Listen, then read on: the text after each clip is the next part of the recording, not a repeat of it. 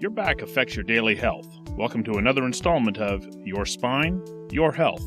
I do some work trying to look at specific populations that can possibly benefit from chiropractic care. Now, before we can jump into a large randomized control trial or a large clinical intervention study, we need to establish some outcome measures for that specific population.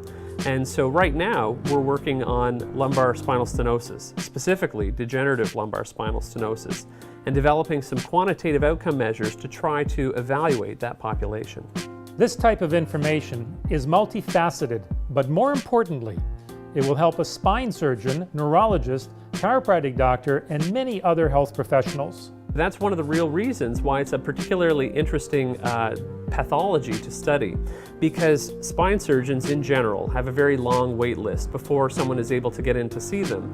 And there is a point in time where someone with degenerative lumbar spinal stenosis does become a surgical emergency, and that's when you start to see bowel or bladder dysfunction as a result of the actual progression of the disease. But there's a big window of time that happens before that where people might just be sitting on a waiting list, but they could potentially benefit from conservative intervention like chiropractic.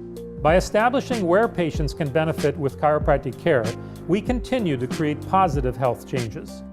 For a patient awaiting surgery, it can reduce pain and, more importantly, help them maintain their lifestyle. It could also help reduce the burden on surgeons' waiting lists. It's all a part of a chiropractor's role in your healthcare.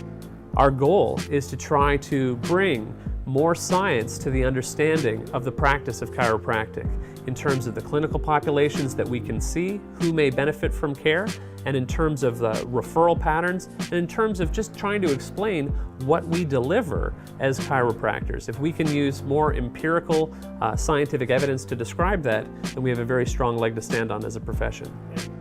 The College of Chiropractors of BC sets the standards for safety, outcomes, and your informed consent.